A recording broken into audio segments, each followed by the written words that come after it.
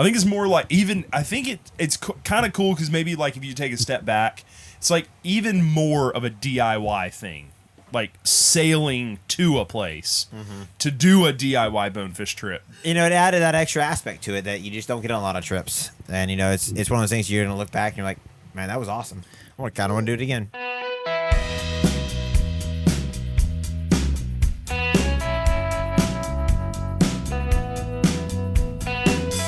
What's up?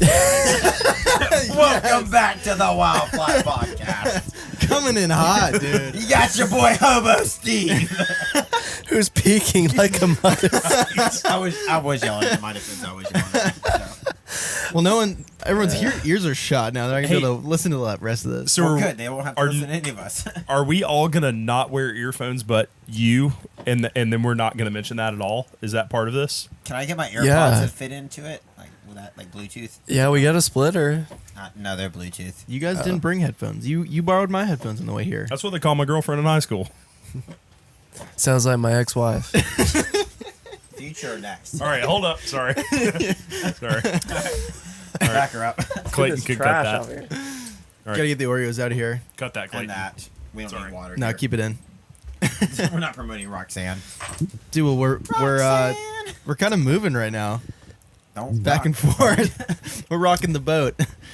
Yeah, the cameras aren't moving. They're on tripods, so don't be freaked out. The whole room is moving. So because we're on a boat. Yeah, we are on a boat. This is not like a ride at Space and Rocket Center. We're on a boat, shifting back and forth. So like Space Mountain. Yes. More Space Mountain, less Space and Rocket Center. I can understand that one. If I didn't have this lovely patch behind my ear, I think I'd probably be thrown up right now. Yeah. How about you rub it real quick for us? Yeah, Get that. Put it on camera. Oh shit! Did y'all see his eyes? Let's go. That meth patch 2.0. It's my nicotine patch. A boat drink quit. is Proud of really just a drink you drink on a boat. Is that right? Yeah, that's what Jimmy Buffett said. A drink, you have it when you're on a boat. Yeah. Maybe like a drink that hits better on a boat than elsewhere. To give people some context, we are in the middle of the Atlantic Ocean somewhere, and we're on a sailboat, and we're on a little bit of bonefish excursion, all for the boys. So we don't have a bus this time. It's a little different, but we're chasing after some bonefish, some tarpon, maybe a permit if we see one. But we do have a short boat. Just want to interject that. We do have a short boat. Oh, I'm good. What'd you say? Okay, insert your tagline for the trip here. It's a sailboat. Short boat. Wow, that was great. We traded our wheels for sails and our... So if you guys didn't know, we traded our wheels for sails and our whiskey for rum. We're here. We're in the islands. We're catching bonefish. We're on board of the Seize the Day. And we're just living life out here. Every day, showering in the ocean. I don't know, just living life out here. Living out of the boat. That was a horrible catchphrase because none of it rhymed. It almost rhymed. It was very close. I really felt like it needed to rhyme. I haven't but it showered didn't. yet, so I just want to point that out. You just showered. I just watched you. I just filmed you. We just filmed We have not. That sounds so wrong. I need to know people out here just filming while I'm bathing in the ocean. You gotta explain what a shower looks like out here, Steve. International waters. I mean, That's definitely not international waters. We weren't a mile out from there, so I feel violated, and I think international law does not apply to that. Wow. So we don't really have showers out here. We have what I like to call a hobo bath.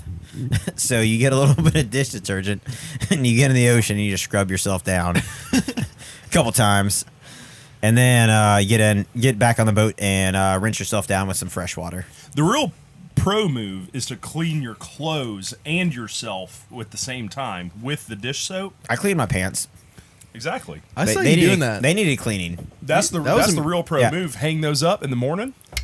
That was Ready to roll. impressive. You got in there and you were just going to town. Mm-hmm. Yeah. I mean, it might Clean have as been a a whistle, full just washing cranking machine. Yep. That joy. He's been there a time or two. Yeah. Yeah. Well, so we're on a sailboat. Yeah. What have you guys thought of the sailboat? all right. Before we answer that, Okay. Yeah, you're right. yeah, let's back up and let's start at the beginning of this trip that we're on right now. So Steven probably has the earliest recollection of Adam bringing him this idea, and then I followed that sometime later, and then Scotty as well. So let's go back to that. On the boat. So Adam's been pitching this idea since we were in, I want to say, well, I was finishing up college and he'd already graduated because he's a lot smarter than I am. It took me a little bit longer. Anywho, we were working the fly shop back in the day, and he kept bringing this idea up because him and his family would come down here on sailing trips, and he would come and he's like, dude, the bonefish down there, the best you'll ever find.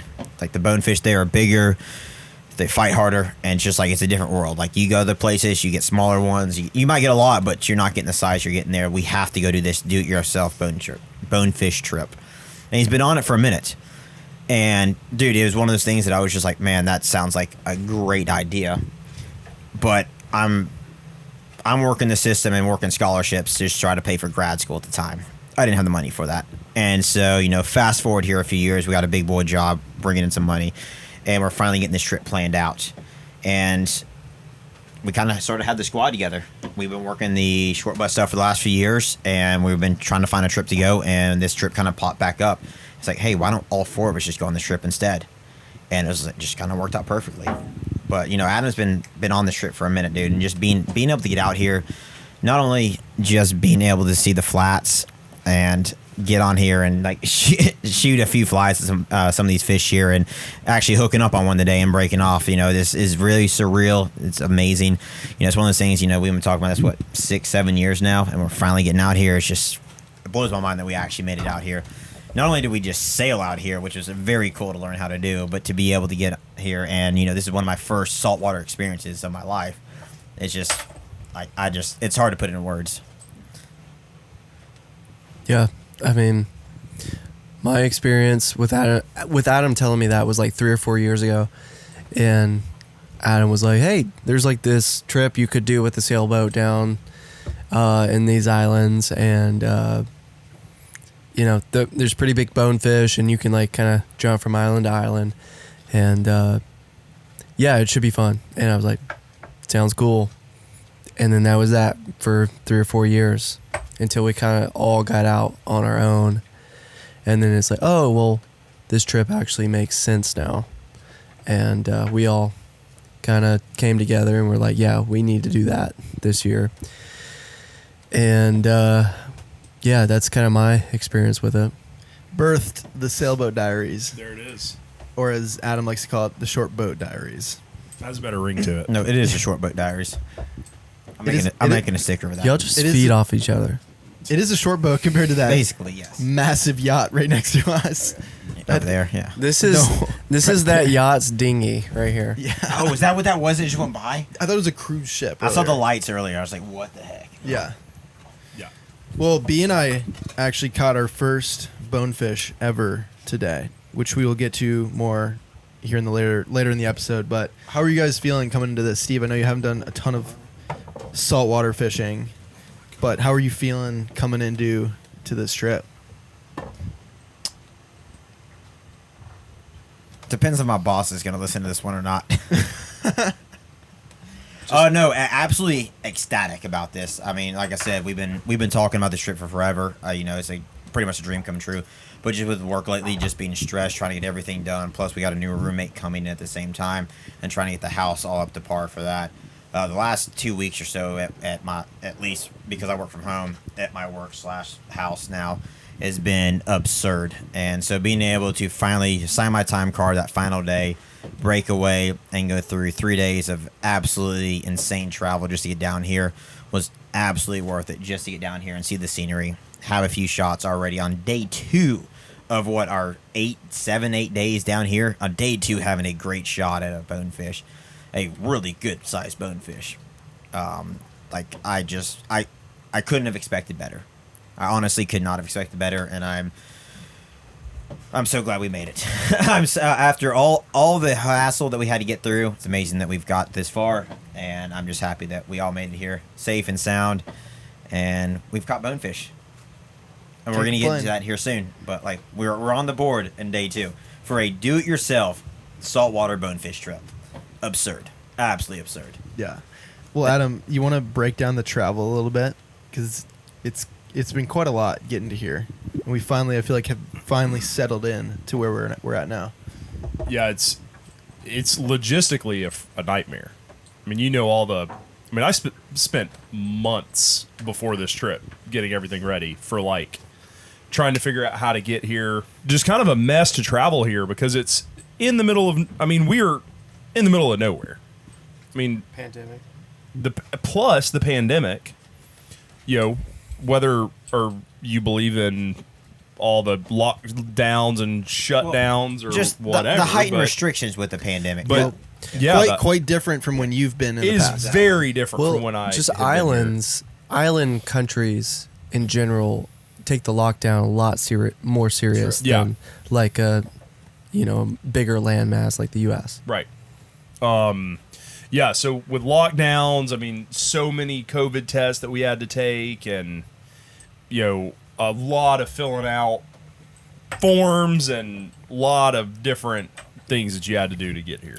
So, A couple early flights, some really early flights. water taxi. Yeah, some taxis.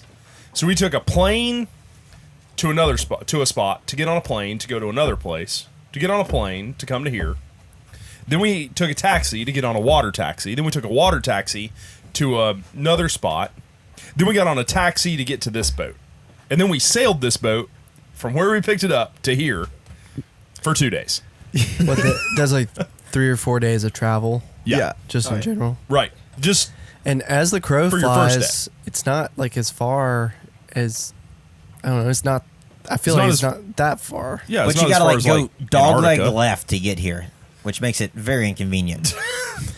You hit that Dogleg lefts are dogleg just left. super inconvenient. I mean, especially when you go into a water hazard, you have a lot of risks there. yeah. Trust me on that one. As the crow flies, it's not that far, but it's just remote. Yes. And so that's why we had to kind of puddle jump Right, and right. and hop on every mode of transportation to get here. Literally Yep. every one besides train. Train. Yeah. Yeah. Submarine. Yeah, we're going on a train away home. Yeah. We're just Actually. taking the train home. We almost turned the dinghy into a submarine, so we're getting close to that one. We might tomorrow. We'll see. Yeah, that was the last part of the travel was taking the dinghy from the sailboat and then walking like 10 miles Oh, on yeah. the flats. Yeah, what? We walked 8 miles yesterday? Yeah. Is that what you told me? Yeah. That's insane. I haven't walked 8 miles and I get... No, I'm just kidding. But Me and it's Scoot, hard, it's hard work. me and Scoot only walked like 3.4 today. Oh yeah, we saw Weak. y'all sat in the same spot for 3 hours. I timed you. I can't believe you walked 3.4. It looked like 4 steps from the dinghy and y'all Hey, stopped. it paid off though. So There were about a Can't say million anything. bonefish on that flat, so we weren't moving. Quite a bit. You don't leave fish to find fish. I heard that from Tom Rosenbauer. Yeah. Is that Tom? is that Yeah. a Tom phrase? Tom Shout me out that. Tom. I'd argue Shout out that, to Tom. but I'd argue anything. That's fair. I thought it was Bill Dance. Bill Nance taught me a lot, but... Okay. I'll leave it there. But what about More Tom? or less than Arnold Palmer. What about Tom? It's hard to say who taught me the most. I don't know. Sorry, Tom. Sorry. We love you. Hey Tom, if you're ever gonna hear this, please come on the podcast. We'd love to have you. It'd be a great podcast, and I can ask you what happens when I shit my pants. Sorry, I shit my waders. Clayton, edit that. Okay. There's that. Well, I guess back to my original question from a while ago. What do y'all think about living on a sailboat? Because I don't know how many people watching this, like, I don't know, been on this kind of sailboat, or like, I don't know. Is it what you expected? Is it not? No, it's a little bit more free than what I expected. Free. Yeah. Freeing, you think? Free. Yeah, I mean, it's just like our mode of transportation is by water, and we take the dinghies everywhere. Sailboat is the RV. The dinghies are the little. Maybe the sailboat is the bus.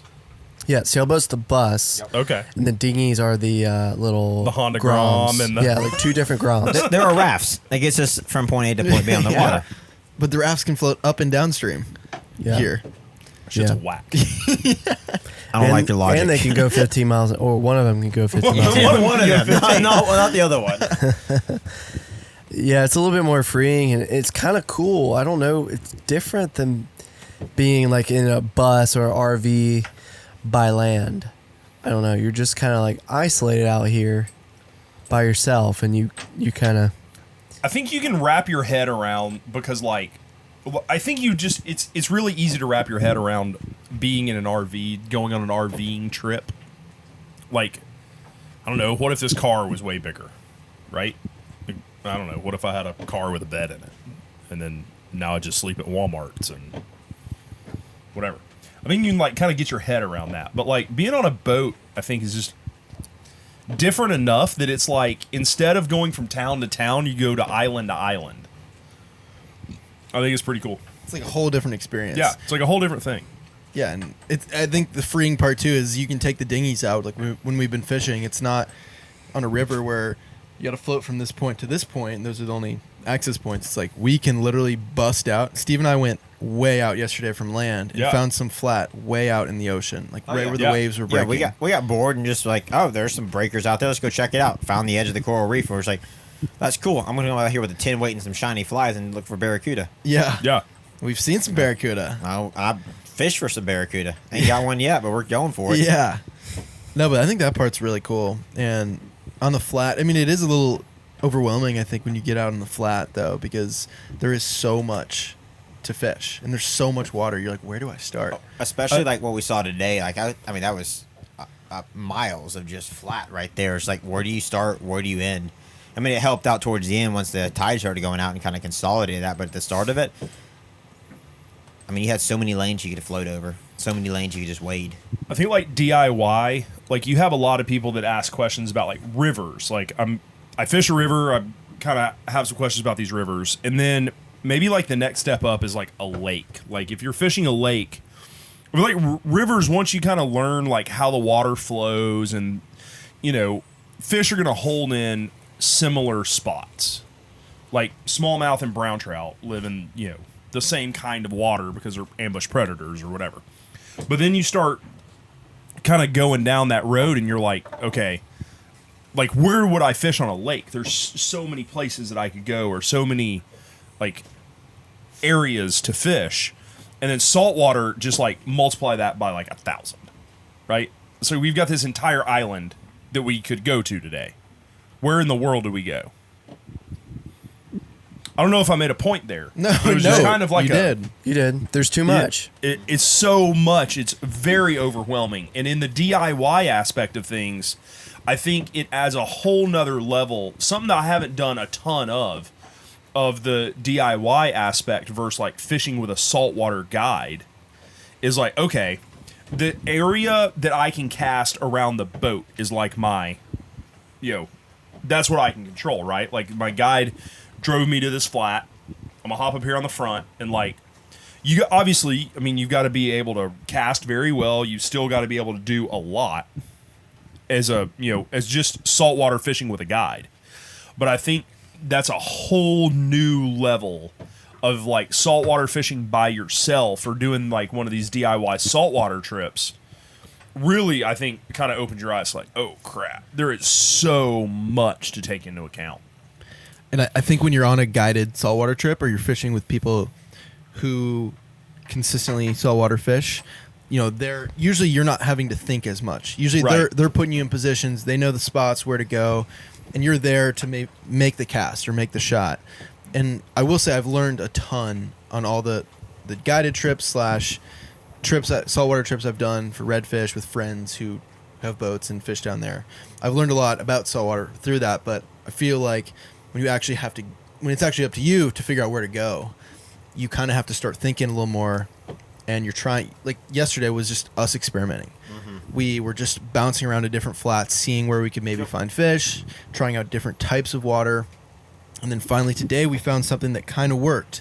We found a consistent, you know, flow of fish and everything. So I think that DIY aspect is really cool, and it's freeing. Yeah. Like it opens your eyes to what else you could find. But I think you made a really good point with the fact that like when you go with a guide, don't just go out there and say, okay, we're here now, I'm going to start fishing. Like, all right, great. Where are the fish at? I'm ready.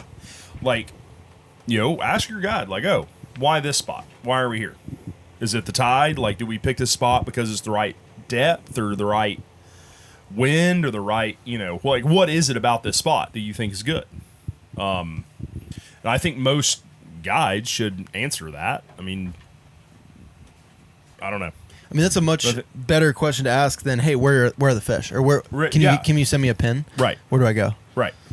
Like you actually care about getting better, so you're going to ask them a constructive question. Yes. I think it was just your point. Yeah. No, but you do raise a good point there. Like, when the first time I ever went trout fishing was in the Smokies, I got a guide for it, and I didn't ask for the honey holes. I didn't ask for like put me on fish. I was just like, teach me how to trout fish.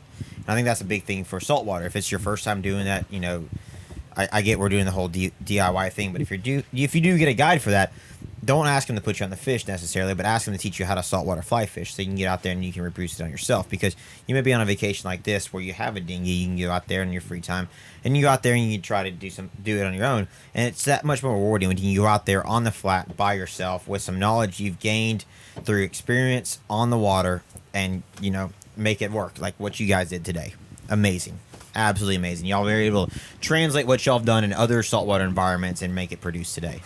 We were actually talking about that, just how we think that, just from our little experience in saltwater fishing so far with redfish, it's kind of translated some of it just from like seeing fish. So. Yeah, very much so. Very relatable, isn't it? Yeah, absolutely. But I guess just like we've kind of said in previous podcasts, I feel like this is also true. Like, rivers are rivers. It doesn't matter whether you're in Montana or Patagonia. Water flows the same way.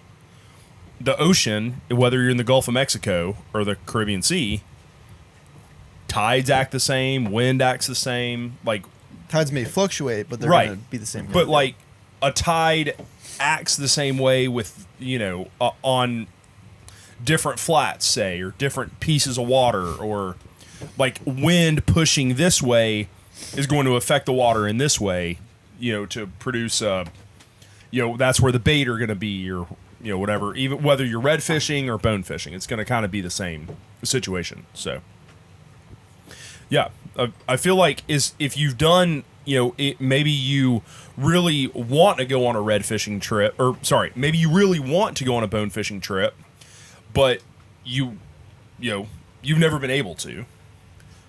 Just haven't had the time or the resources. But at some point, if you would go do a DIY redfish trip, I think you would start getting a pretty good understanding. So when you came on a DIY bonefish trip, you would be like prepared and ready to rock and roll. Oh yeah, I agree. I mean, the first day, me and Steve were out there. We had crappie light, and we were still able to see some fish. Right. And I feel like when you and Adam were together, like we saw a bunch of fish a lot sooner than they saw us. Yes. And it's the same kind of tactics. I feel like you and I, we just buzzed out the Redfish 101 handbook yesterday. Yeah. I love it. I was like, over there by those mangroves. Yep. And you're like, hold on, page 54. You said, yep, that's them. Got it. Yep, yeah, right that's, there. That's them right there. That checks out, right? Yeah. There's about 8 of them right there. Yep. Oh, and they spooked. Roger. Okay. And there they go. Yeah. There they go. Dude, I can't believe how fast bonefish are. Yeah, they're all horsepower and no torque. They're like a F1 car. Yeah. Redfish is like a tractor. They're the All torque and no horsepower. Yes. They're the opposite of the short bus. Yes. They're the opposite of the short bus. Yeah. Which is Redfish is like the short bus. It's got a lot of torque, but it can't go very fast. But, well, I don't know. I mean, I've seen redfish go fast, but not like a bonefish will go. I think a redfish could go faster than the bus, though. Yeah. Well, anything can I go put faster than the bus. Bonefish is the opposite of a bus. Yeah. Bonefish is a F1 car. Yeah. It like, Yep. especially in shallow water, you're like seeing the whole thing happen. Dude, that first night when we got to Yeah. the first island, we finally got our boat and everything, and I went out for just like 30 minutes or an hour and poked around and actually saw tails and got to cast at some. I was like blown away, just because it's something you see on videos and photos and stuff, but I couldn't believe that I was actually in the position of casting at something and spooked them, of course, because I casted right on them. They'll love this. Yeah. Oh my god, they're there! Oh my Yeah, god! get a reaction strike. Bam, got you, bitch. Yeah, did that a lot today. One of the things I picked up from a recent Buford trip I took with two of my buddies who live down there is like when you're casting at the fish, not to look at the fish, like see the fish, but then look at where you're casting and lead them. Because I was making a lot of casts in Buford where I was spooking the fish because I was landing it right on them instead of leading the fish. And the one I caught today, that's exactly what happened. I saw him, led him, and sure enough, pulled it right in front of their face, and they were on. I think if you're practicing at home, like that's one of the hardest things to try to conceptualize. That was a vocab word of the podcast. That was great. I feel like Big word. we should maybe really flash that on the screen. Clip that. Yeah. Clip that and flash it up there. Conceptualize. Can you define it for me? Brought to you by Was Wildflash. that too big of a word? Did you All forget right, where you were sorry. going? Yeah, sorry. I'm about to erase my hard drive. So I feel like if you're practicing at home, it's really difficult to conceptualize that because if you're pretty much any other time we're ever casting, a lot of times, unless you maybe see fish rising, might be one of the only other times I can really come up with like, okay, there's the fish rising over here, like a brown trout sipping on the surface. All right, I need to cast up this way.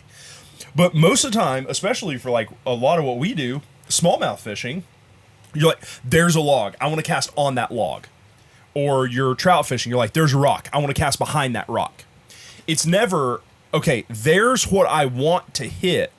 I need to cast 2 feet to the right of that. And I feel like what you said is really true. Like, it's really hard to put all that together with, like, it's so different coming to the salt to say, okay, there's the fish. I want to cast 2 feet this way of it. And it's something that you really don't do in a lot of other fly fishing. Like, something I don't do if I'm streamer fishing almost ever. And you're trying to keep your cool at the same time because you're freaking out. Oh, yeah. Oh my god, today we saw a pod of 50 bonefish. Oh, yeah. Holy shit. There they are. You get the gym a leg and your legs Yeah. shaking. It's hard to keep I control was there. shaking. Yeah. I was shaking. Oh, gosh. I lost it. Yeah, you're trying to hold your composure. Fill us in on our little situation this morning that you had. Did you fall apart? Oh yeah. Get a little stressed. Yeah. It was just like the bull trout situation. Classic. But me and Scotty rolled up on this flat that like we said we were gonna fish this flat like the whole day. You know, we like it was our idea. Well, y'all and, did. Like, You did fish that flat all day. You sat in the same position for 3 hours. There was no one else there. it was our original idea. And you floated You down. front-ended us. Yeah. Is that High-holed considered us. high-holing and High hold, front-ended, Front- whatever. Flatted? I could throw some Beachside? other words out there, but they're not appropriate. we didn't? We went and fished these mangroves, and we said we were gonna stick with the mangroves how'd that go? all day. And then I walked over there, and I sank to my knees Ooh. in mud. And Was it fit? Oh yeah, Did you put some on your face for that, like, beauty face? You can't do that. I didn't want that mud. You're not allowed to do that anymore. My bad. Sorry, guys. But we sank in mud, and Scotty or Steve and Adam were on this flat right next to us. We were trying 2 different spots, 2 different tactics, and so we're like, well, there's this big flat. They're on the other side of it. We're just gonna pick this close side that we're next to, and like we get off, and it's like 10 to 15 feet from where we parked the dinghy.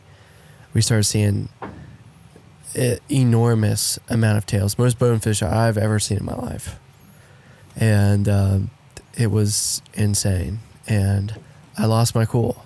I casted near them a bunch of times, and then I lined the crap out of them. I feel like that's honestly can be harder to cast in a group of 50 than a group of 4 or 8. Yeah. Because a group of 50, there's always extras that you don't see. Oh yeah. That you end up like, okay, this is going to be a good spot. Oh, I lined one I didn't even see. And then he spooks, and then the rest of them spook. Versus the group of 8, if you've got a pretty, like, so that's what happened with Steve and I today. We had, I saw one, and then it's like the forest and the trees or whatever. You see one, and then you're like, oh, crap, there's 8 of them coming at us. Yeah. And I feel like that's actually an easier situation than 50. Yeah. Because at least you can wrap your head around, okay, they're right here. You kind of, make like a U shape in your head or whatever you do and say, all right, I need to now cast over here. Instead of like, all right, there's 50 of them this way. Yeah. I'm going to cast over here. Like, yeah, that's hard. It's why they get in those schools. I feel. I mean, they get in those schools and they feed. Just safety in numbers. It's school mentality, safety in numbers, and it's very hard to just pick out just one. Yeah. In that group. And how do you know? Like, and especially like, I feel like when you have the groups of 6 to 10 or whatever, they're kind of cruising in, and they kind of have a little more of a, all right, we're headed this way mentality of like, all right, we're kind of going to come up on this flat, and they seem to have more of a pattern. Versus the group of 50, I feel like doesn't have a lot of like a, all right, everybody, we're all going this way. They might split up at some point. We saw that today, where like half the group would go this way, half the group would go that way. Well, it's like we would spook this group of 50, and then they come right back in. And it's just like not really any sort of pattern. They go a little bit to the left, a little bit to the right, and then come right back in. Yeah. You cast it in again, spook again, and then they just kind of hang out there, and then they come right back in. Did you ever try a bobber rig or a nymph rig or anything? Did you try like pin an egg above a scrummy worm? I didn't. Did you try swinging like a woolly bugger? There's still a thingamabobber in your pack that you gave me. If anyone in the comments wants to like correct me on my bonefish, they will. Oh yeah. Fishing technique. The internet. I'm just all ears. Just really like all the criticism y'all provide. Drop the criticism. We're always open. Wow. Yeah. Hit that comment section Super right open. there. Invite me on a free bone fishing trip and pay my way to show me how you do it. Yeah. And I'll absolutely show up, and you can tell me all you want to about how I should do this That's what better. I want too. Yeah. I'm happy to do that. That's what I want. Yeah. Fly Slinger X54 really knows. Yeah, all you guys in the Keys or whatever was that his name? I don't know. Yeah, I think Fly it's his Slinger name. That's me. That's you. That's you. That's right. I forgot. Yeah, all those guys in the Keys that can shit on us or whatever. Yeah, if you pay my way to the Keys, you want to tell me how to do it better, let me know. Yeah. I'll be there. What was their handle? Boner Jam 69. Yeah. Okay. Yeah. Classic. That was him. Boner Jam 69. But honestly, I don't really care what other people think, because like this whole trip is a DIY trip, so it's really us figuring it out as we go. Right. And we happen to be documenting it, so Yeah. we're not documenting it because we know everything. We're documenting it because it's like we want to share this experience, and we're learning as we go, and we want to hopefully other people can learn as we're learning. I think that's one of the goals. Yeah. Last time I checked, Boner Jam 69 was not on this trip. So. Yeah. What about Poon Chaser? I don't know. Well, here he is. Oh, dude, come on in here.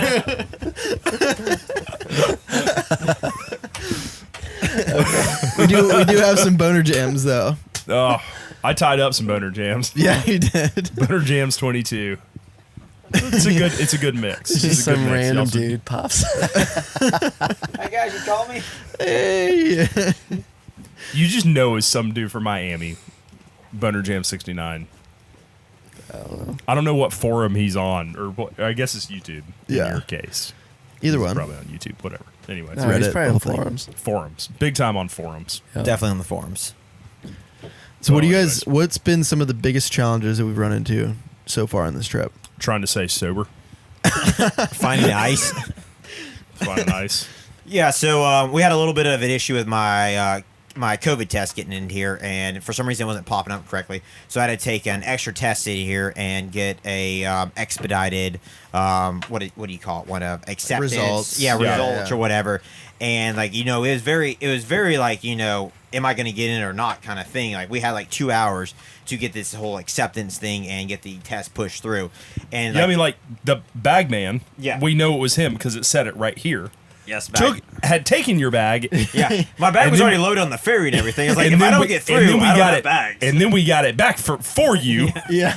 Yeah, it was very touch and go there for a minute. were like, but yeah, thankfully they pushed everything through, and we were able to actually get out here. Yeah. They were like, it's gonna take probably 2 days to get this. Yes. And we were all like, we had just gotten here. We landed. We were so sleep deprived at this point, and we're like, are we gonna have to wait 2 more hours or 2 more days until we get on the boat? And fortunately, the lovely lady at the desk helped push it through. Yeah, and we were in the clear. It was a low point. We all thought we were screwed and like had to wait another couple days or maybe go on without Steve. Oh yeah, my heart dropped, and like, and at the same time, it's like I didn't have service in country. I could bum Wi-Fi at a few places, but like, if you guys went through and I was just left there, I was like, I have to get a hotel room and just try to make sure I can get everything there and hopefully be able to connect with you guys and link up later on. I mean, fortunately, we were all kind of going through our minds like, oh, what's our next step? What are we going to do? And I don't know. I mean, fortunately, it was like, for me, it was like, all right, we can go over, we can go ahead and get the whole boat set up. Steve shows up on that ferry and we're like, hit the engines. We're gone. But yeah, fortunately, came through, had no issues, and well, we had an issue, but we got it resolved. We were able to pull some internal strings. Yeah. And got it figured out. Yeah, so it was very relieving to hear that Steve got accepted, and we were all in at that point, and we all boarded the ferry, and we made our way to another group of islands. And so this other group of islands held our sailboat. And so from the sailboat, we probably sat there, like 2 days? Yeah. Packing, going to the grocery store, getting everything we needed. We had to check off a bunch of boxes, get everything we needed to be able to make this trek. I mean, this is one chain of islands that's seriously like away from like 7 other islands. Like, yes. On the very end, like very. Yeah, I mean, very far. I mean, what you guys, I don't know what all you know or what you don't from what we had to do to even get this boat, but like, I had to prove all sorts of stuff and get on the phone with people and talk to people about like, I know how to manage a boat. I can take that boat. That and we had to pay, we had to pay some money to have like tests. Like I had to take some different tests to be able to get on the boat and things like that we had to do that, to just to be able to come down here to get the boat to be able to get to where we're going. I mean, because I guess you could come here with like a captain, or if you had like a full blown, if you paid people to bring you here, but it's a long way. It's a long way. It would be insane to try to pay to be here. Yeah. I guess, pay your way here would be crazy. Well, we were fortunate enough that you had some experience sailing in the past. Oh, yeah. Because we could not be here if one of us didn't know how to sail, and they, obviously they won't just give you a sailboat. It's not like a rental car. It's not like showing up at the Miami airport. Well, they give everybody a they gave me one there, all right? Oh, damn. Well, I might have just been living in that afterwards. Sounds like really. It's not like showing up and getting a rental car at an airport and just, here's my driver's license. All right, take me. I'm good. It was a lot to be able to get this boat for us to be able to come here. So we'll talk about that was some of the hardest parts that I went through. Yeah, we'll talk about kind of your experience, like how you have done this trip in the past, and you've been here and you've sailed before. Like, tell us a little bit, kind of the background of that. Yeah, I like to sail, and can I interject real quick? A guy from G-Dubs and Diane would drink fucking margs and make Adam sail. That's the experience. Yeah, that sounds right. Because a guy coming from Alabama, you wouldn't be the first choice. You're like, this guy sails. This guy knows what he's doing beyond a sailboat. Wind exists in Alabama. We have a coast in Alabama. You're not very wrong. small. No, it's my parents grew up sailing on some lakes in Alabama. Had a sailboat for a long time. They liked coming down here. I learned to sail, coming here with them, and learned from my dad. My dad taught me all of it that I know, and honestly, renting we used to have and rent the little like a Hobie cat. You know what that is? The little it's like a 16-foot. It's like, is that the one you sank? Yeah, I flipped one. It's like 2 kayaks put together with like a mesh thing in between with a sail. Okay, yeah. So I used to like rent those, and honestly, it translates really well to a big boat. Like the direction that you're sailing, the direction of the wind, and like how you need to steer, where your sail needs to be, and where the wind's coming from. It's like those three things. And those little boats really help you like mentally put it all together. And just kind of translating that to a bigger boat, having been on other boats in the past and been on sailboats and other boats have kind of helped me figure that stuff out. So kind of helped me pass a lot of the tests that I had to take to be able to get the boat, and there you have it.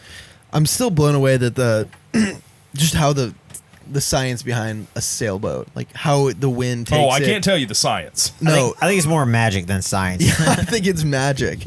But we were sailing into the wind. Oh, Adam had and I know us on it's it. That was not impressive. Anyone who sails, they're like, that's not a big deal. That's not how wind works, brother. Yeah, but I've been to elementary school. I know how kites work. We had a kite day. we had kite day. God damn it. Put a key on the kite. Some Benjamin All right, Franklin. Ben Franklin. That was Or- history no, class. that's That's not Thomas even Edison, recess. Wasn't that Thomas Edison or Benjamin Franklin? That was Ben Franklin. Franklin. But I think you send Steven down the way, down the track with the kite, Yeah. and you both start running and I remember running as kite hard as you day. can, and it I had terrible always kites for kite fell day. on the floor. I remember kite day in elementary school. Yeah, It was fun. I was hammered. I enjoyed it. I was always hammered. My Public school, okay. football coach was hammered. We were all hammered. He brought Natty Lights cat day. Roll Tide. Fucking flew that kite. You see that shit? It went like 100 yards in the air. Yeah. Gosh, this is the worst podcast. Best podcast in A. People somehow like this stuff. This is the stuff they want to hear. I don't know if they want to hear this. They'll let us know. Edit, whatever. edit out that shit. Whatever. When we got on the boat, though, it was like you just turned into Captain Adam in a second. You were telling us what to do. You're like, all right, pull this, let go of that. All right, hey, you guys get up on the front, start pulling. And I'm like, what is going on? The whole other side of Adam. We're used to Raft Adam, who's like, hey, give me that beer and then give me that Borderline alcoholic that Adam. red beer mix over there, and then just sit there. Let me do this over here. Do you have that split shot? Where is that? Yeah, he's All right. You he's need over that here box like of this, worms. like dumping shit in the. And then it was different. He's like, "Hey, crank that, or we're gonna be way off course." And me and Steve are trying to crank the little Just winch. going over at there. it. It's like, all right, no, all right, let it go. It's a lot different. It's a lot different than. It was a different Like, whoa, tempo. Adam, I know you can multitask on the raft with Yeah. red beers, but Yeah. this is a whole nother level. While drinking a beer, I was impressed. Quite a few beers. It helps them out. I guess. I don't know. International law. We won't talk about it. We'll see how it works. No, I don't know. I think I like sailing like quite a bit as far as like the actual sailing aspect of the trip goes. I think is a ton of fun for me. Hopefully you guys enjoyed it as well. You were kind of I mean. think those. Yeah, I know. I think it was kind of like the whole point of it for me is like you get to pair like the sailing, which I think is a ton of fun, with the bone fishing. So I think like the whole combo of this trip is so cool. But I don't know. I mean, hopefully you guys like enjoyed the actual sailing part. I just think it's really cool that like we got on this boat. Yeah, I mean, of course we motored out of the dock and we motored a little ways out till, of course, we're able to get our sails up and out of the harbor. And I mean, we made it the whole way here and ran our motor like for 20 minutes, maybe. Yeah. Yeah. Coming out and pulling in, like Not Yeah. running any gas or yeah, anything. no It's gas. just We're wind. sailed the whole way. No, I don't know. Sick. Something about that's it. what our ancestors did. I don't know. I think we it's did like that was yeah. awesome. I think it's more like I think it's kind of cool because maybe like if you take a step back, it's like even more of a DIY thing, like sailing to a place to do a DIY bonefish trip than just I don't know. Flying to a place, get a You're not taxi just there. motoring or and then you're at the taxiing you're at and the Yeah, flat. driving, hopping out of your car, now I'm actively here. working. I guess it's the same thing with like conventional tackle versus fly fishing. It's more active. Yeah, I feel Rifle like you got to hunting work versus for it. archery. You're at all these aspects. in all these aspects, you're doing. It's a more active way of doing it, and the same thing. It's like, okay, how are we getting here? Do we just motor here? You could do that, or you could sail there, which is a lot more active and a lot more fun. I've really enjoyed. It's very much like the short bus where we move very slow, right? The sailing is not. It's like you could easily get a ferry or a cruise ship and it could bust you to this island. You can get here in, like a quarter of the time that it took us to get here. But being able to slow down and like really take in the ocean. We were literally in the middle of the Atlantic, couldn't see land for a little bit, which is crazy. And then you pop up on this island, and you see it in the distance, and you just slowly come up on it. And I think it's very easy. Some of the saltwater trips that I've been on, which are fun, of course, but you park at the boat ramp, you get on the skiff, and 10 minutes you're at the spot. So I think it's even more rewarding that we took our time. We got to hang out and spend genuine time together, getting here. Have a few boat drinks on the way, and then you land, and you're finally here, and you're like, "Oh my gosh! Like, let's freaking go! We're here!" Yeah. Just living life in the slow lane, man. Yeah. Yep. Slow lane, bro. Yeah. I don't know. I think when I kind of suggested, I was like, "Oh, it's kind of gonna be like a short. Like, we could definitely make this like a short bus trip." You guys were like, "The fuck? It's a boat. That's like a bus. And it's an ocean. And that's like an ocean instead of like a road or like a mechanic shop." And I don't know. Hopefully you guys are like kind of seeing it a little more through like my eyes from like how I envisioned it to be, because it was definitely going to be like what you said. It's a lot more. Like the sailboat feels like the bus to me, or I guess in vice versa. The vibe of it, because I started it's very disorganized, just like the short bus. Very disorganized. I try my best, and you guys just fuck it up every time. But I guess, like, for my... Look at a GB. Nice. I guess from my perspective, it was like being on... I've been on the sailboats more than I have a short bus. And, the short bus reminds me of being on the sailboat. It's like you kind of cruise to a different spot every day. You hit a campsite. You fish for that day. You go to another campsite, and... you're moving slow, but it's fun. You're with your friends, and it's kind of, I don't know. To me, it was like, in my head, it was very, very similar to being on the sailboat. Being on a bus. Being on the bus was very similar to being on the sailboat. I'm picking up what you're laying down. There you go. That's all I got. That was a big hot take from Adam Hudson. That was a big... normally, you don't get a lot of hot takes from me. But no, not just hot takes on Tinkara recently. Yeah, mostly Tinkara rods. And I don't think that would work on a bonefish. No comment. No, it would. If you ask the people in the comments, it will. You're not wrong. Some of the people in the comments will not like Tinkara, or will tell you that it's perfectly great for bonefish. Yeah. You saw your backing today, so it was the bonefish was 100 plus feet away from you. That's how much it is? 100 feet? So our fly lines that we're using are 100 feet. You had a 14-ish foot leader. So there were 114 plus 9 for your rod. Steven, you're good with the numbers. What is that? 114 plus 9. 123. So this bonefish was over 123 feet from you. Feet from you. Yeah, no, they were way out. It's crazy. That's the first fish I ever took to my backing. And or has ever taken me into the backing. The Tinkara rod would have been perfect for it. Yeah. Your 120-foot Tinkara rod would have handled it no problem. B, hold this mic real quick. I'm about to strangle my... No, but off of that, kind of give a little rundown on some of the gear that we brought, because obviously Tinkara, I swear to God, we had in the salt. I feel like it's a little the conditions are a little more brutal on you and your gear, so we had to make sure we had the right stuff. Yeah. All right, so I'm just kidding. So what did you bring? I brought myself. So we brought a couple 7 weights. I think that's kind of more of a relatively recent thing in the bone fishing world to bust out a 7 weight. I really like it though, because if it's not windy, which it hasn't been yet for this trip, it's been freaking blowing. Yeah. But if it's not windy, if you run across some kind of glassy conditions, that 7 weight is great for the presentation, I feel like. Like if you don't need the gas of the 8 weight to be able to get you there, if you can make it work with a 7, I prefer the 7. So we've got a couple 7s for that.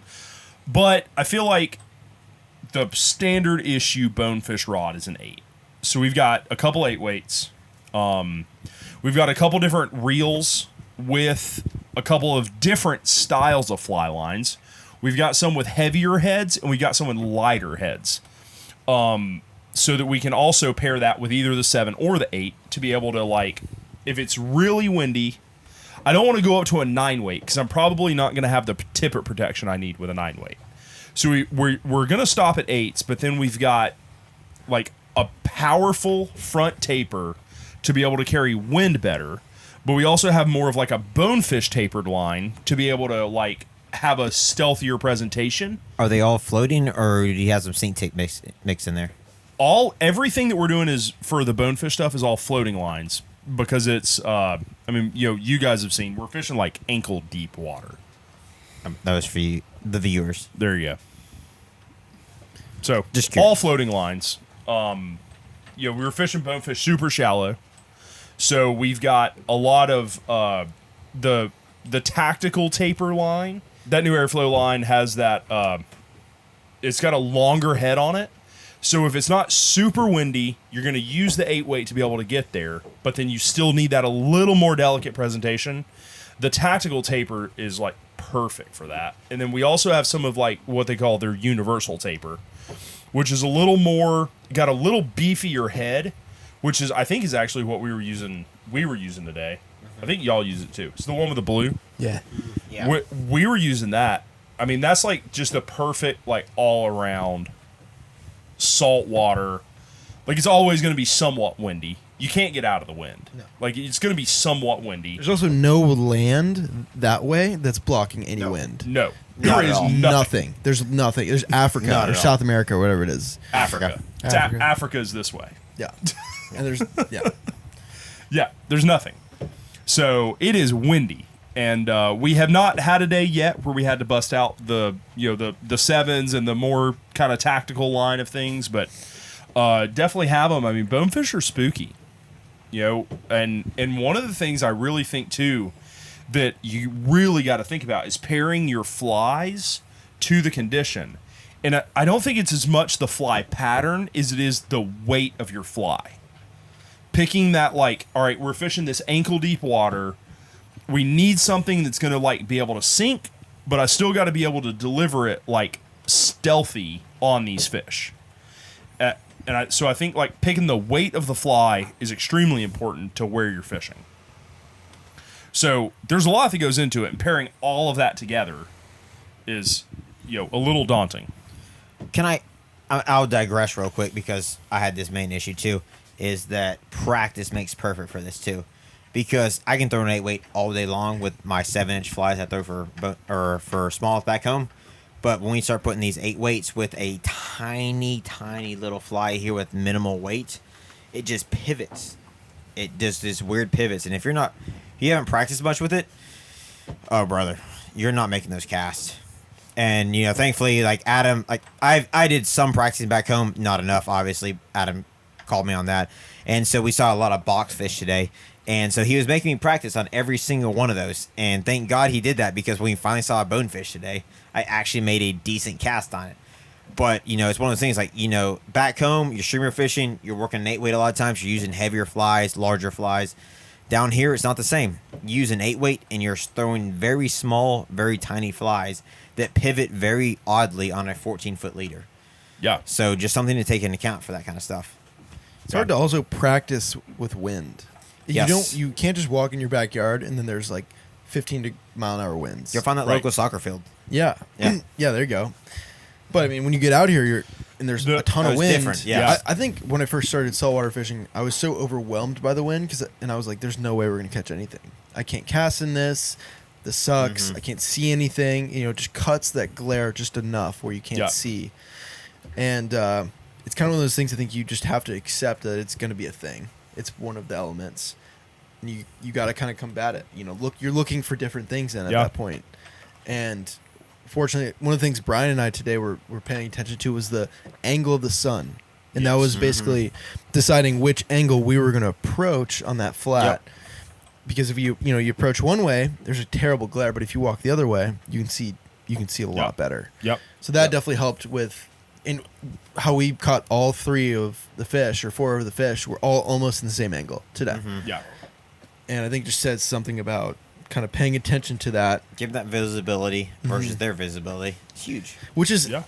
I think we were talking about this today, but just how much this feels like hunting instead of fishing. It does. It's not like you're nymphing on a river and you're just letting it drift and hoping something eats. It's like I don't know what nymphing is. when you're hunting, let's say Sure. you're hunting I'll for an take your elk. word for it. Nymphing, Yeah, exactly. You got an egg pen? You're Okay, nymphing. cool. It's like that. At nymphing? No, but it's if you're hunting for an elk or something, you're not just going to be firing your arrows through the woods. You're going to So wait. I knew it. No, you're definitely headhunting here. Shoot in the air. Yeah. Yeah, you're definitely. I think this is that- a version of headhunting. I think I love that part of it. I think it's really it gets you so excited when you actually do get the chance to cast. It's like this make this cast worth it. I hate Right. to say it, but it's almost that validation. Like you've put in the effort, you've found the fish, and you caught it. Yeah, it was all you. Yeah. Like I lost it, but I haven't caught it yet. yeah. I'm hooked hoping. it. I'm hoping to get there. You lost a fish? Yeah, it happens. What happened, Steve? What happens? I hooked it. And then what happened? I thought it was on grass. Where's the board when we It need wasn't it? on grass. We need the board. Yeah. And then it was gone. Take your You insert that graphic right here. like 4-inch long fingernail and draw a line. in it. Steve's missed fish. It's just like, Are we gonna get our security deposit back for the bus? Broken off. we already lost that security deposit. Don't worry. But it is a lot like hunting. It is. And this is like, it's like kind of the desert of the ocean, like a flat. There's not much going on Right. on the It's not flat. like a coral reef or something. Yeah, you go and snorkel around a coral reef. There's not much going on. Shut up, Or there's a lot going on a coral reef compared to a flat. Like a flat is like you will see a fish every like 200 yards. Few weeks. 100 yards, 200 yards. You'll see a shark, maybe. Some rays or turtles. Some yeah. But like you're out there, you're baking in the sun, and there's this. It almost kind of seems like you're on a different planet. It's just like ankle deep for 2 miles in this direction, and I mean that makes the game a little stealthy. It is so overwhelming. It is overwhelming, and you have to be quiet, and you have to be stealthy when you can't just be like, oh, there's bonefish right there. Happy feet. Yeah. You gotta like slide your feet across there and kind of try to get low and like try to sneak up on them. Yeah. And there's so much land around there too. It's just like, how do I approach it? Can I get around it? Yeah. Should I Where's jump my from here? shadow? Yeah, gonna exactly. go? And then Like Yeah. there's so many different Yeah. aspects on that. Which is really cool. It's absurd. You have to think about it a lot, but it does make it that much more rewarding when you do get one. Right. yeah, Or you do have a shot at one even. Yeah. I mean, there definitely with saltwater fishing, you got to be happy to have a that shot. you had a shot. You got to be happy that you had a hookup. You know, you got to be happy that it's a different something world. came Yeah. together, and I like got this opportunity, like more so than just, oh, I didn't catch 30 fish today. You Right. know, I mean, I'm not gonna lie. If I go trout fishing and I don't catch quite a few fish, I'm gonna be like, oh, what's going on here? But you go like saltwater fishing, it's like I caught a fish today. I did good. Yeah. I'll check this picture out. It'll be on my Instagram tomorrow. Look at me. Adam Look caught at the this. fattest box fish today. Oh yeah, I did catch one of the box fish that we were practicing on. I know. We heard y'all yelling. I was like, oh, they Spoon got fed one. that. Spoon fed it. It was impressive. Whoop. So you seen bass fishermen that like flip their jigs up on their docks and stuff, or up at his tree stump? Adam just flipped this fucking shrimp pattern at this box fish Into his face. right on its face, hit it on the head, ate. Didn't even think, just ate. It was pretty Sick. great. It was Just fun. flipped it, ate. I've never seen him so more. Him and I both. I'm pretty sure we both had a beer in our hands. We're just sitting on the side of the raft, just flipped, ate, and we just busted out. It was it was- fun. it It was was fun. it was actually really fun. Yeah, But- especially when you're not catching anything, it's good to hook up on something. It was Yeah. it was a great way to break the ice. Yeah. There Roll you go. Tide. Well, let's break down kind of our first 2 days of fishing. Fish that leading up sucked. until today. Shut up, Steve. I have the shirt on. B, if you want to give us a little rundown of what happened the first 2 days. I had the shirt on. All right, first 2 days, I was with Steven the first day. We felt a lot of energy when we locked eyes. And, I felt the two. and Yeah, I was there for that. Yeah. we said we want to get some bones going in this joint here. That boat Yeah. over there is bouncing. Sorry. And so me and Steve headed out on the first excursion, and we got here after much travel, and we were like, hey, we got a little bit of daylight. Hey, let's just run out to this flat and see what we got. And so we split up into 2 groups like we've been doing every day, and me and Steve were in a group, and we went up to this one little mangrove flat kind of mix type thing, and the light was horrible, so we were just looking for tails only, and we saw like 3 or 4 tails. Steve got to cast at these tails, and it was cool to get to see them. I had never seen them before at all. I'm used to a big redfish tail with a spot on it and maybe a little blue or something, but these are more spindly, kind of finger like tail sticking up, forked tail. And so it was cool to get to see that for the first time, and that kind of got us in the groove. And then I got with Adam, team Bryant and Adam, and that was the That's what next. that's called. Yeah, that was the next day, and We got after it. I'm not gonna lie to you. we got after it, and we were taking knowledge from the day before, and We walked 8 miles. yeah. We were taking knowledge from the day before. We were like, okay, me and Steve saw him on that mangrove sand kind of flat combo. Let's see if we can do that again. So we tried that again, and there was no luck at first. And it's always that situation where it's like, oh man, I wish you could have been there. It was crazy. Adam was like, hey, you keep fishing the rest of this flat where it's ankle deep. I'm going to go back and get the boat because it's a long way away. And Adam turns away, and like 10 minutes later, of course, there's sharks all around. And we're like, oh, there's no bonefish here. There's just sharks everywhere. And of course, 2 massive, the biggest bonefish I've seen this trip, 2 of them coming down the mangroves there. I make a cast at them. I try to recast like a dummy, and I pull the fly up, and both of them go and come in towards the fly, and it's just no bueno. My fly's already out of the water, and they're just Out. yep, they're out. Tragic. They're still 2 of the biggest fish I've seen this trip, and me and Adam saw a pod of 8 later on, a couple 100 feet down that or maybe a mile down that bank.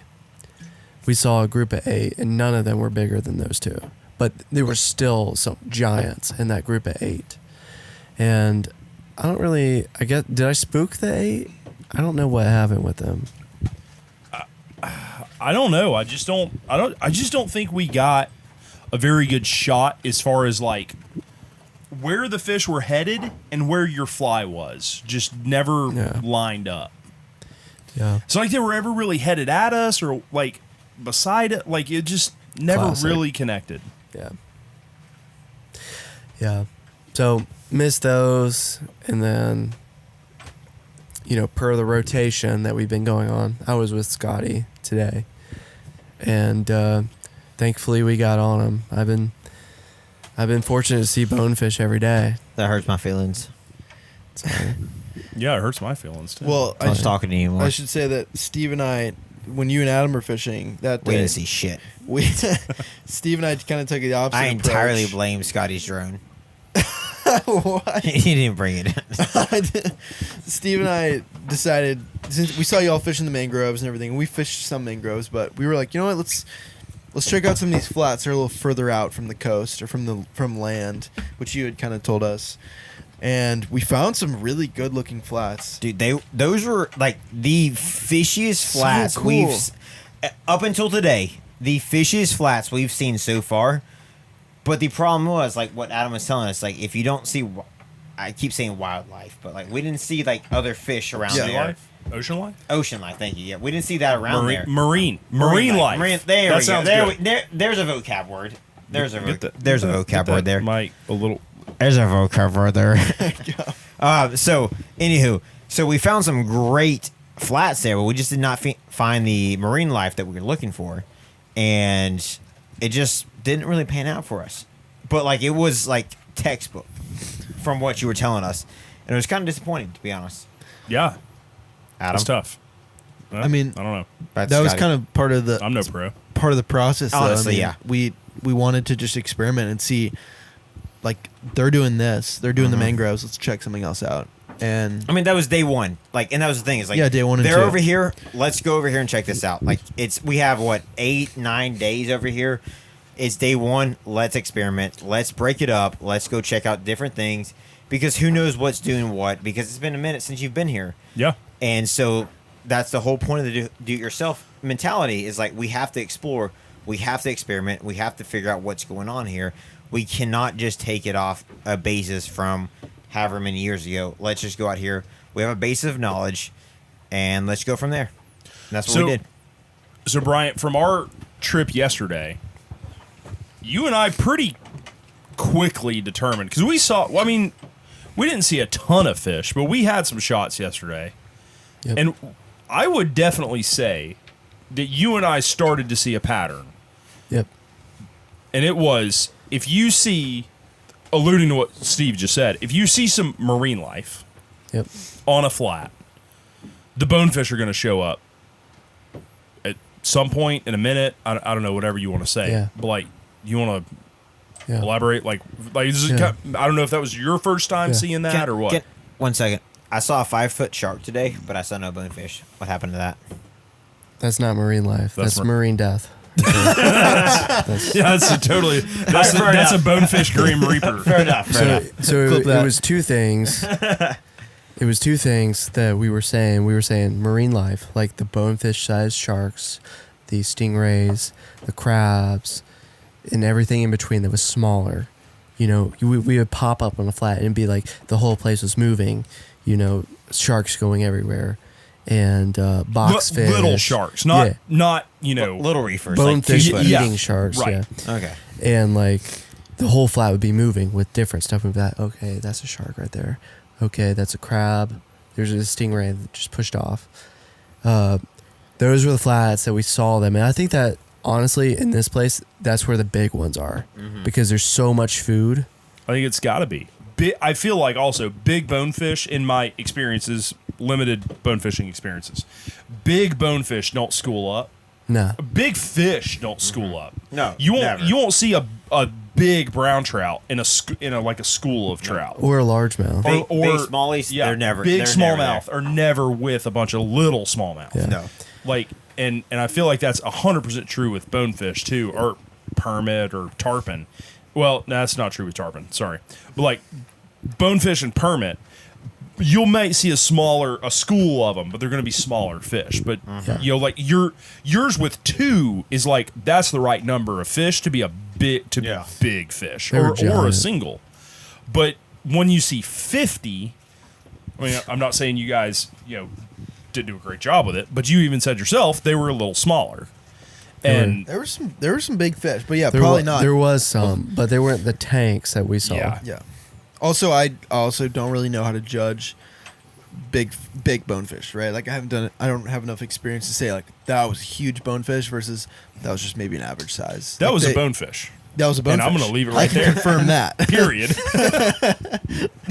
Take out the big and just say that was a bonefish. Yeah, exactly.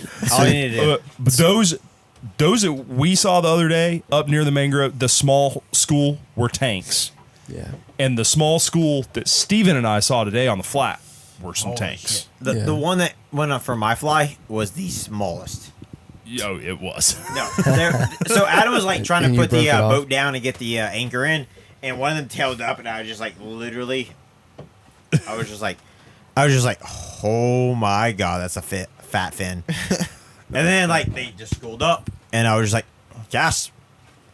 And the smallest one of the group came up there. The smallest. It was. Still a big fish, though, right? It was. Oh, yeah. It was a big fish. The box fish that was hanging out. It was in the just- middle. It was It the was a box box fish fish. hanging out with the rest of them.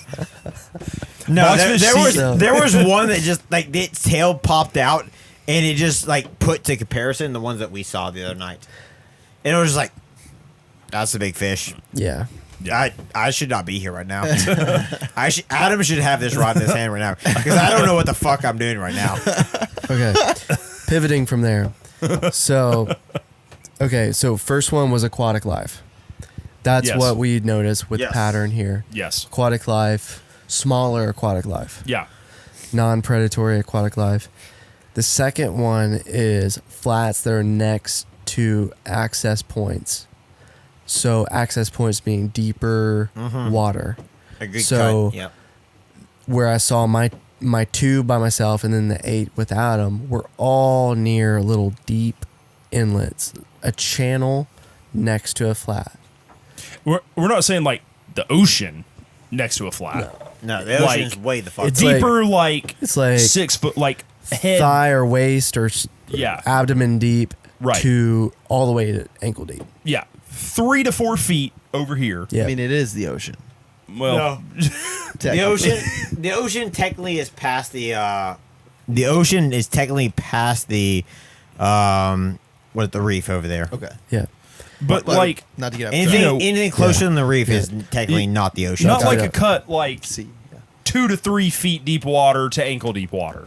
Like But it would like more than 4 to 6 foot deep water. I feel like that green water.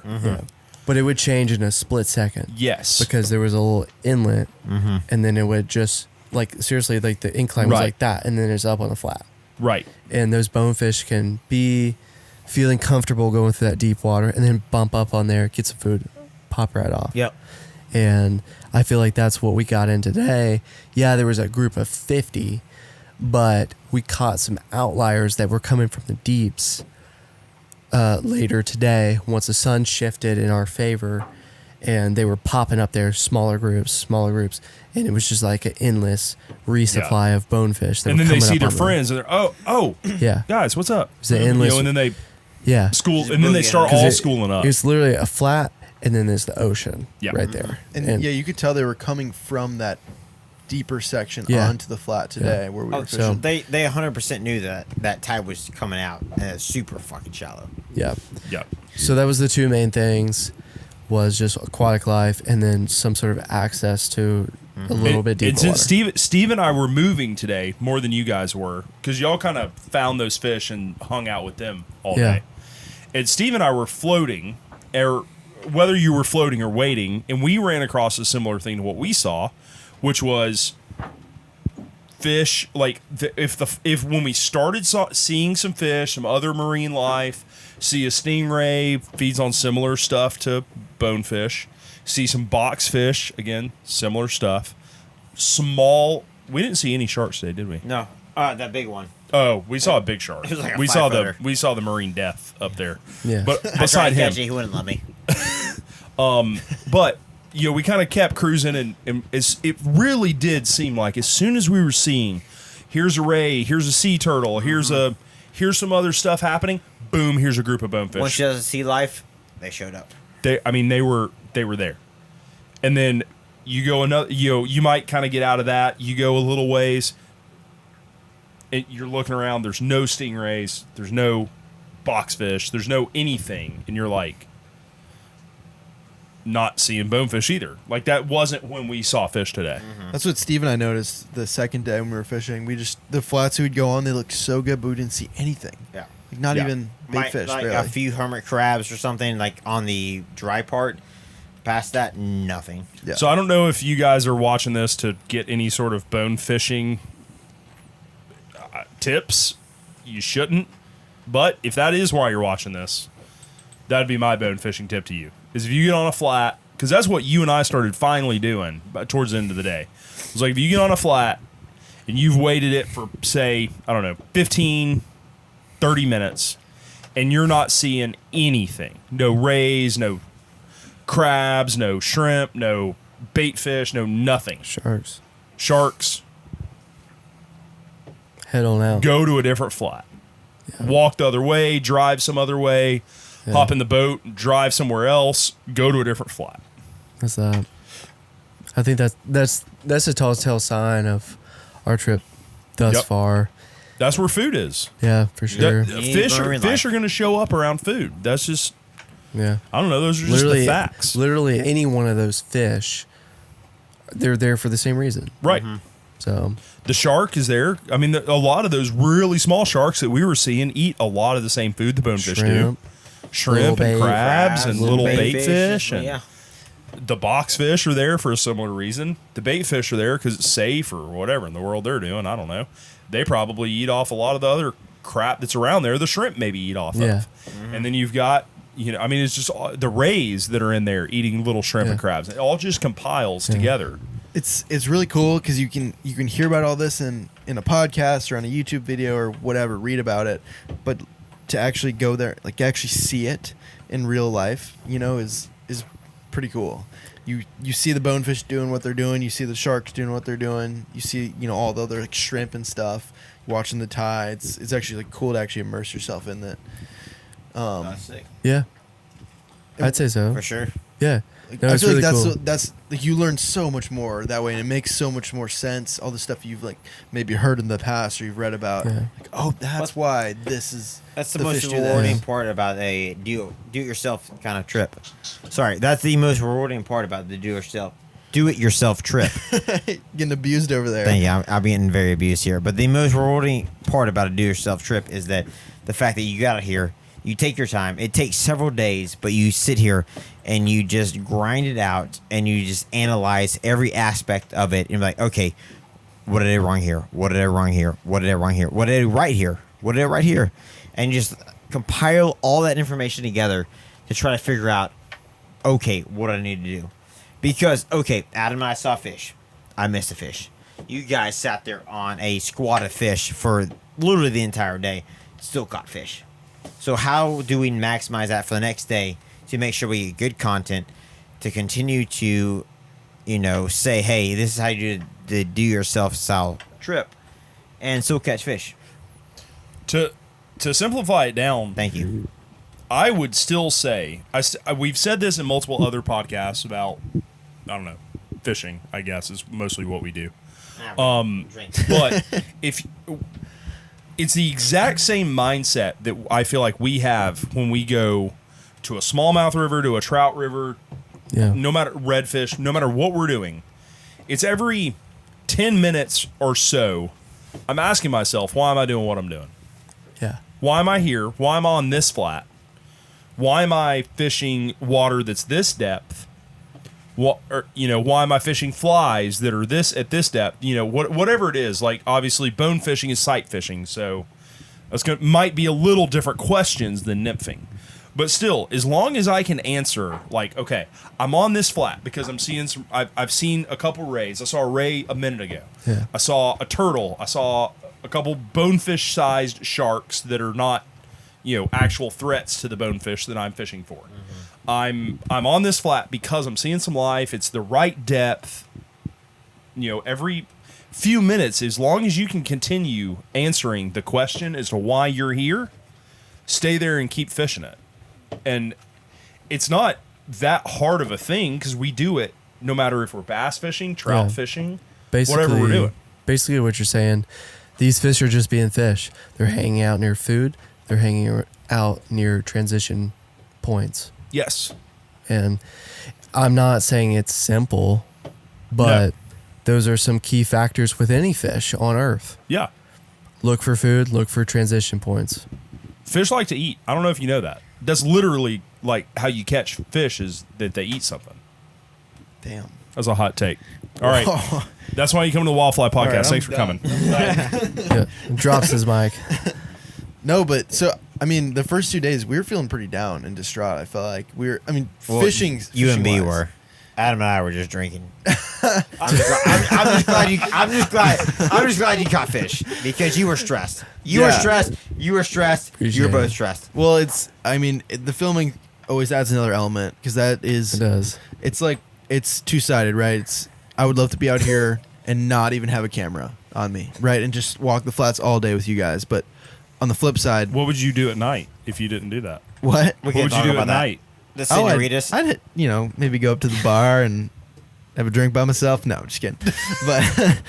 But on the Can't flip say side, we probably wouldn't be here if it weren't for the filming. Right, Oh, that's like giving us a 100%. really cool Like, the opportunity filming's the whole thing. to do Yeah. some of these really Steve. cool experiences.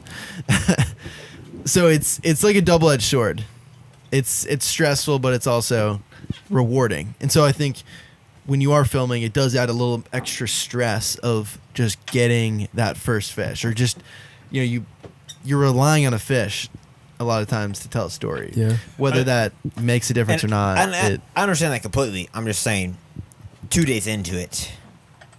Right. Yeah, I think, totally. I think a lot of the difference is because when you are saltwater fishing, your expectations are just totally different. Like when I'm trout fishing or bass fishing, my expectations are like I haven't caught a fish in an hour. What's going on? Like this is stupid. Whatever it is, I don't know. Depending upon the rivers or whatever rivers you're fishing at home, it's you kind of have expectations when you go.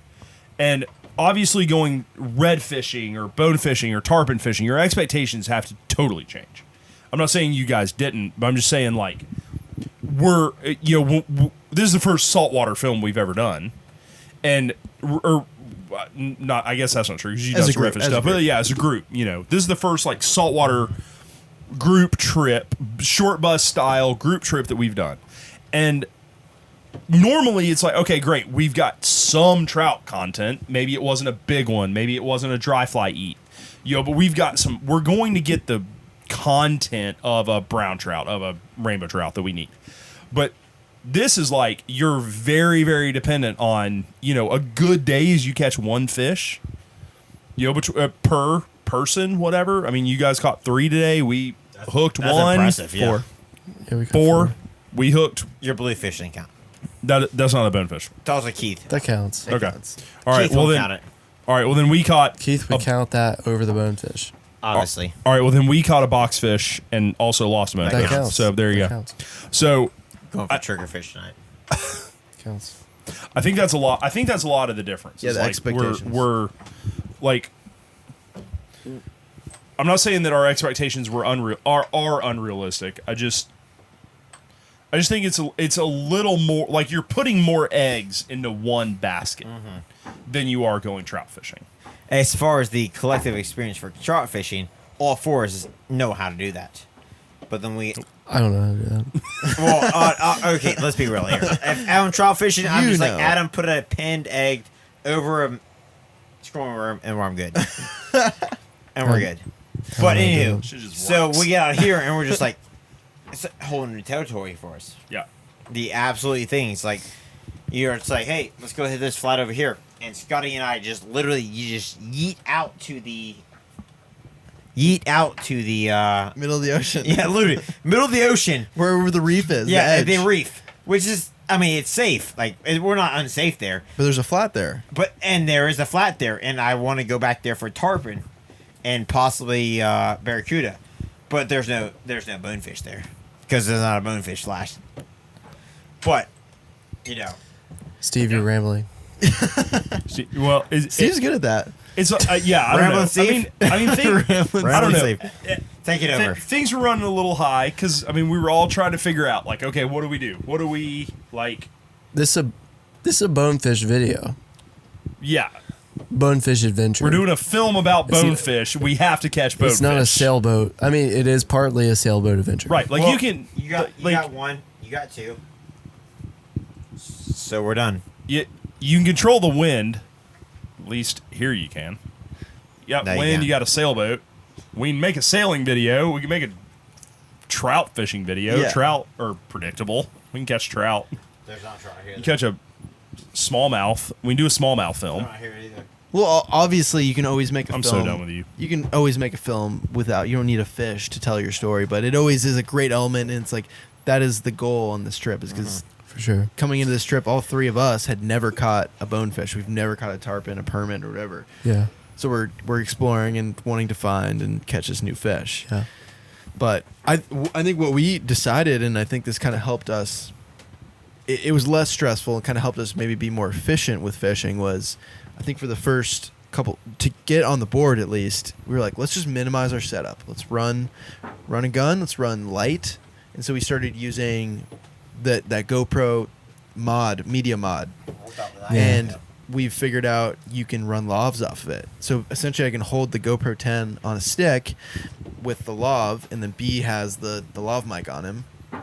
We get great audio, we get great picture. It's all, you obviously can put your settings in the Pro Tune or whatever, but it's essentially all autofocus, right? The GoPro is just doing its thing. Oh, yeah. And so that took a little less stress off of the filming side, because it's like, oh, we can just put it in my backpack and I can go grab a rod and just go fish by myself if we want. Yeah. And so we finally, B and I finally split up, and that's how we ended up catching the fish. Man, but sorry, go ahead. First couple days, let's get a couple fish on the board. We get a little bit of content, enough to make a film out of. Yeah. Yes. And then we can start, So it's sprinkling in some better stuff. Like, all right, let's get an eat on camera. Let's get a tail on camera. Let's so it's not just a sailing trip around the islands. Right. Booze cruise around the island. Right. Like, that's obviously not what we're going to pitch to you guys, is we booze cruised through the islands. Sailboat Diaries. Well, it's going to happen. But Didn't catch a fish. Yeah, but we sure caught fish, so we're good now. sure fucking sailed around. we sailed around the island. Caught a buzz. Yeah. So obviously we can't pitch We that caught to you guys. a buzz at each island.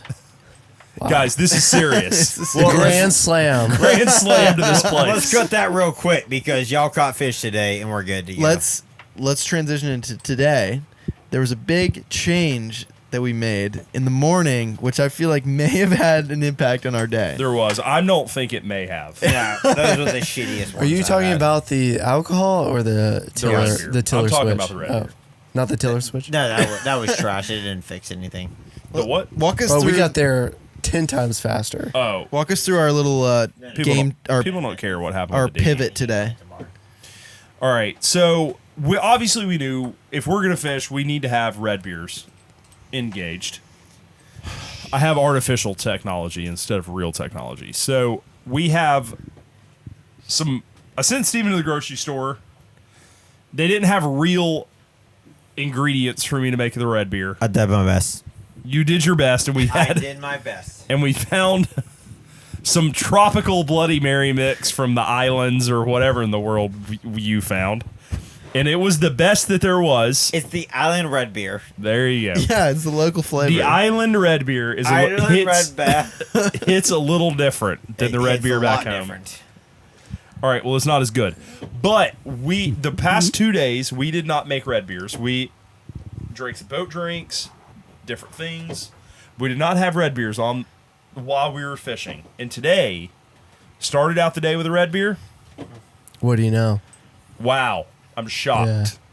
But that was that, what we say, that was that elementary school pyramid scheme lava lamp.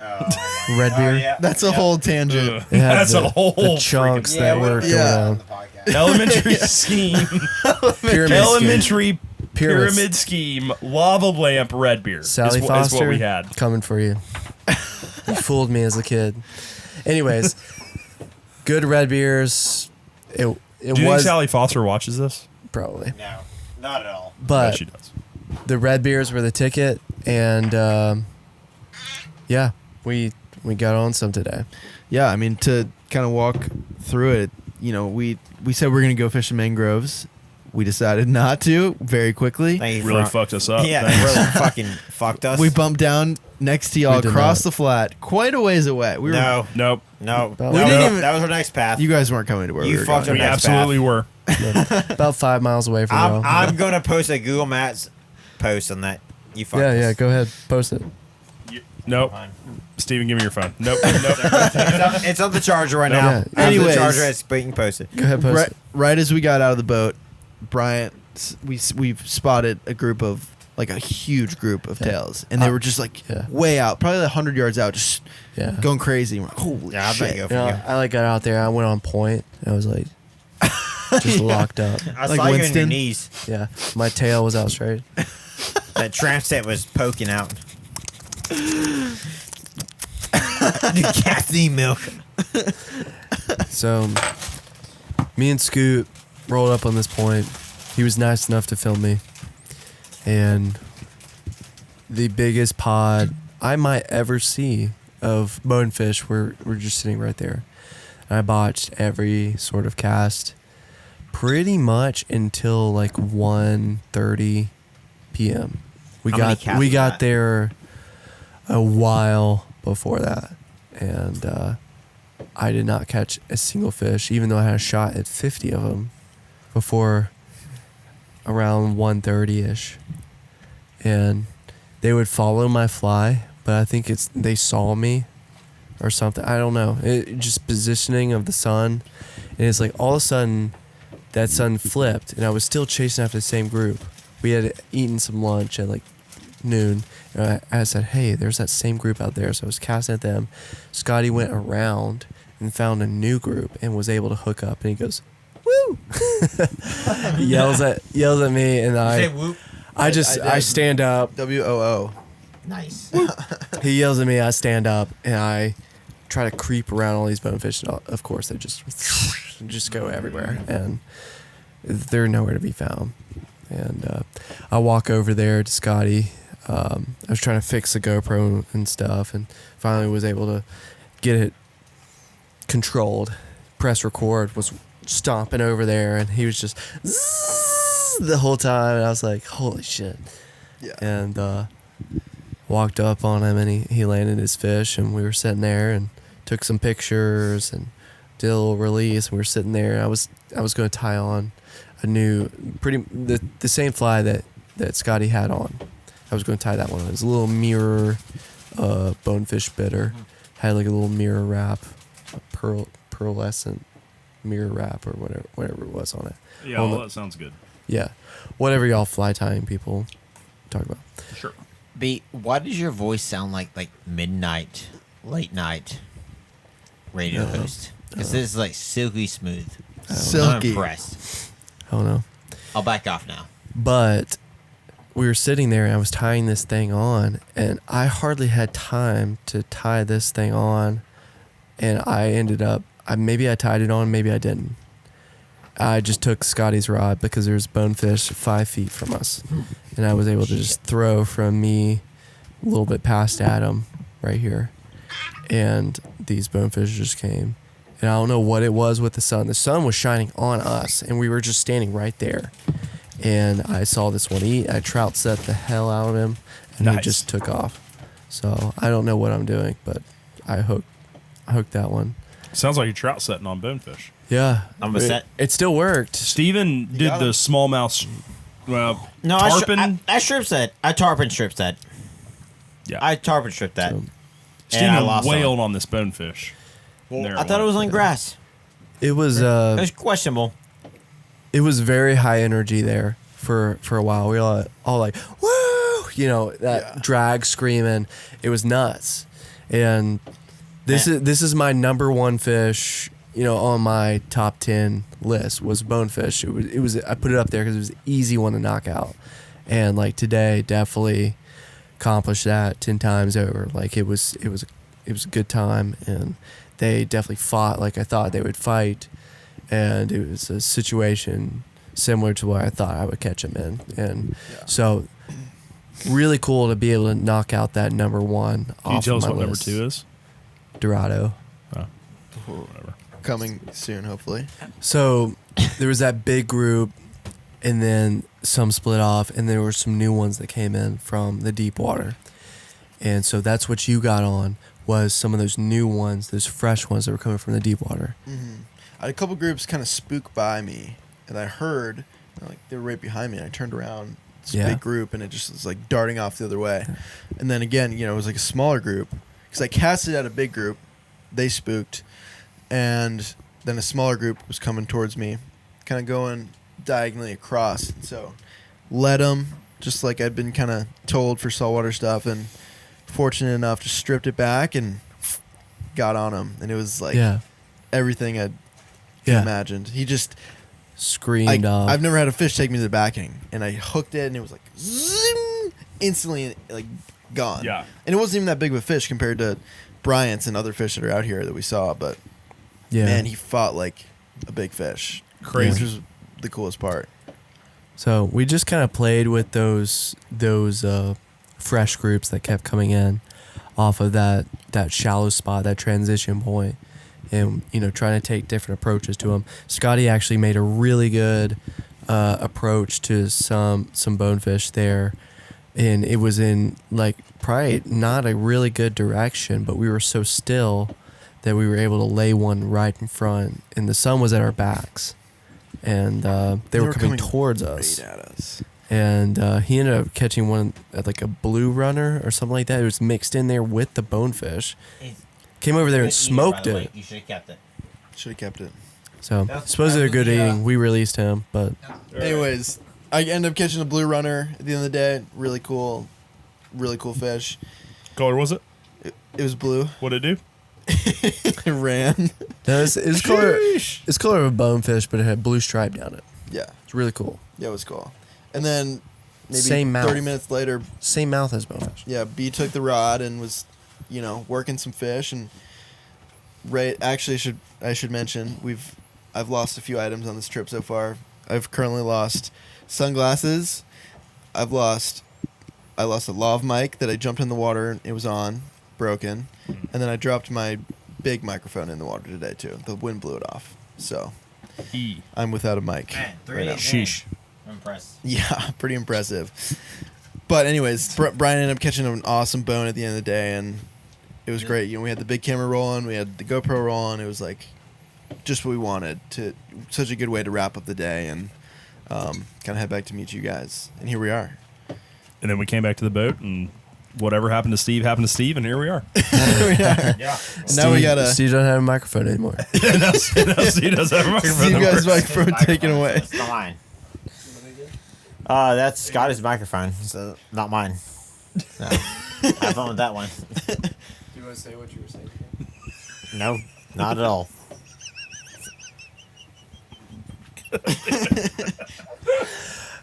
Anyways, we so need to get to bed because we're getting up early tomorrow. Sunrise is at like 5 a.m. here. Yeah, that's the only reason we gotta stop the podcast. Yeah, that's the only reason. But we've got a couple more days. We're gonna try to dial it in. Hopefully, get Steve on a fish, get Adam on a bone, and we'll see what happens next. We don't even know what's gonna happen. So Here we go. Yeah. Nothing. Multi-species. multi-species, maybe. I'm a multi-species angler. Red beer, maybe. Caught some Red beer, maybe. Maybe a red beer. boxfish, redfish. Yeah, gotta continue that trend. But appreciate you guys stopping by. Wildfly Podcast. Peace out. We're going to sleep. We're going to go catch some more fish tomorrow. Peace.